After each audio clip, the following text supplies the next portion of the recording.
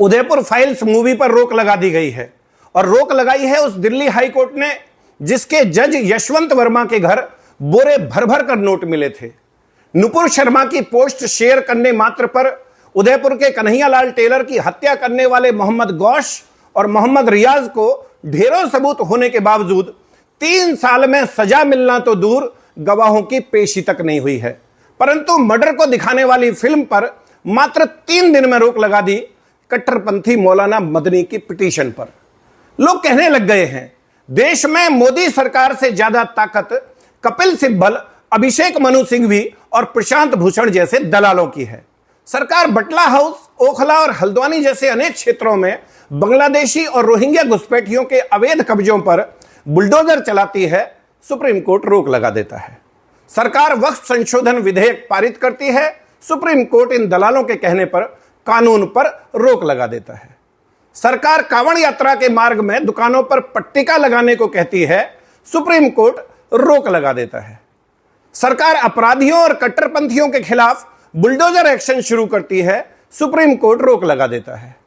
फर्जी गांधी राहुल को 2 साल की सजा मिलती है, सांसदी चली जाती है, सुप्रीम कोर्ट रोक लगा देता है। गुजरात दंगों के नाम पर दुनिया भर से करोड़ों रुपए का गबन करके उस रकम को डकार जाने वाली तीस्ता सीतलवाड़ की गिरफ्तारी तय होती है।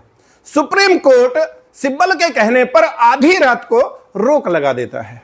अपने कोर्ट ऑफिस में साथी महिला को जंगा पर बैठाकर ऑन कैमरा घृणित कर्म करते हुए उसे जज बनाने का लालच देने वाले सिंघवी जैसे गलीच का लाइसेंस कैंसिल करने की बजाय सुप्रीम कोर्ट उसकी गंदी वीडियो सोशल साइट से हटाने का आदेश देता है। मतलब चल क्या रहा है भाई इस देश में? सरकार का कोई रसूख मानता है कोर्ट या नहीं? आम इंसान की तो छोड़ो, एक वकील कोर्ट ऑफिसर होता है, कोर्ट साहब से कम पढ़ा लिखा नहीं होता। उनकी कोई वैल्यू है या नहीं साहब की नजर में? हिंदू की तो खैर कोई औकात है ही नहीं इनकी नजर में। देश के प्रधानमंत्री जिनकी लोकप्रियता वर्ल्ड लीडर की है, लगातार तीसरी बार चुनकर आए हैं, आवश्यकता से अधिक आदर सम्मान दे रहे हैं, वो भी नहीं पच रहा है जज साहब लोगों को। देश में हिंदू बहन बेटियों के साथ लव जिहाद पर आप आंख मूंद लेते हो, मौन हो जाते हो आप जबरन धर्म परिवर्तन पर, तुष्टीकरण पर और जनसंख्या असंतुलन पर।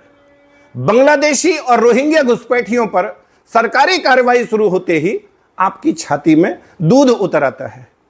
परंतु 5.5 लाख कश्मीरी पंडित अपने ही गांव घर से पलायन करने पर मजबूर कर दिए गए, आप शांत बैठे रहे। कोई इतना एक तरफा कैसे हो सकता है जज साहब? कैसे? आप भी इंसान हो, एक बार दिल पर हाथ रखकर सोचो कि आप और आपका पूरा परिवार, कुनवा खानदान और पूरा का पूरा गांव उजाड़ दिया जाए, भगवान कभी ना करे आपकी बहन, आपकी बेटी के साथ कश्मीरी पंडित गिरजा टिक्कू की तरह सामूहिक दुराचार हो। उसे नग्न अवस्था में जननांग के बीचों बीच आरा मशीन से जीवित ही बीच में से चीर दिया जाए, आपके भाई, आपके जवान बेटे की आपकी आंखों के सामने हत्या कर दी जाए, आपको आपके गांव, आपके शहर, आपके जिले से ही नहीं, आपके राज्य से भी आपको जान बचाकर भागना पड़े और 35 साल दर दर की ठोकर खाकर अपने ही देश में शरणार्थी बनकर रहना पड़े, आप कैसा महसूस करेंगे? पिछले 35 साल में एक बार भी आपकी आत्मा ने स्वतः संज्ञान लेकर जालिमों पर एक्शन लेने को कहा है? करोड़ों गरीब लाचार कैदी अपने ट्रायल की आस में जेल का नरक भोग रहे हैं, उनके परिवार और वकील अपनी जूतियां घिस रहे हैं। आपके पास सुनवाई का समय नहीं है, परंतु सिब्बल और सिंघवी जैसे धूर्त दलालों के अकूत धन के लालच में आप आतंकवादियों, भ्रष्टाचारियों और विशेष रूप से इस हिंदूवादी सरकार के विरोधियों के पक्ष में आधी रात कोर्ट बैठाने को तत्पर रहते हो। इस देश की सनातन संस्कृति के वाहक हिंदू समाज की मान्यता और आस्था में पलीता लगाने के लिए आप हमेशा आतुर रहते हो। अफगानिस्तान, पाकिस्तान और बांग्लादेश सहित शरिया वाले देशों में जजों की हालत क्या है, इस पर भी कभी विचार करना जज साहब। खैर, मर्जी आपकी, पर हां, कंटेंट ऑफ कोर्ट किसी एक अनिल चौधरी पर लगाने से बात नहीं बनेगी।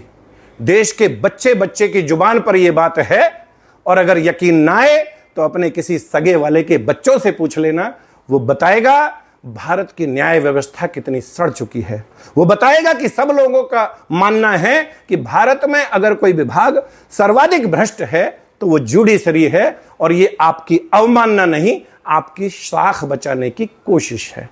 अभी भी मौका है, बचा लीजिए अपना रसूख जज साहब। कॉलेजियम सिस्टम को कूड़ेदान में फेंक दीजिए। न्यायिक व्यवस्था में आमूलचूल परिवर्तन की आवश्यकता है। आप समझिए इस बात को, और फिर भी अगर लगे कि गंदगी को दूर करने की बजाय मुझ पर एक्शन लेना ज्यादा जरूरी है तो ठीक है। आखिर someone has to bell the cat. किसान का बेटा हूं, फौजी रहा हूं, शेष बचा भारत गजवाए हिंद की जद में ना आने पाए। जातिवाद से ऊपर उठकर तमाम हिंदू, सिख, जैन, बौद्ध एकजुट रहें। रोजाना 18 घंटे इस विषय पर काम करता हूं। कष्टों में रहने की आदत है, मर्जी आपकी। My number is 9310073539। Vande Mataram. Bharat माता की जय।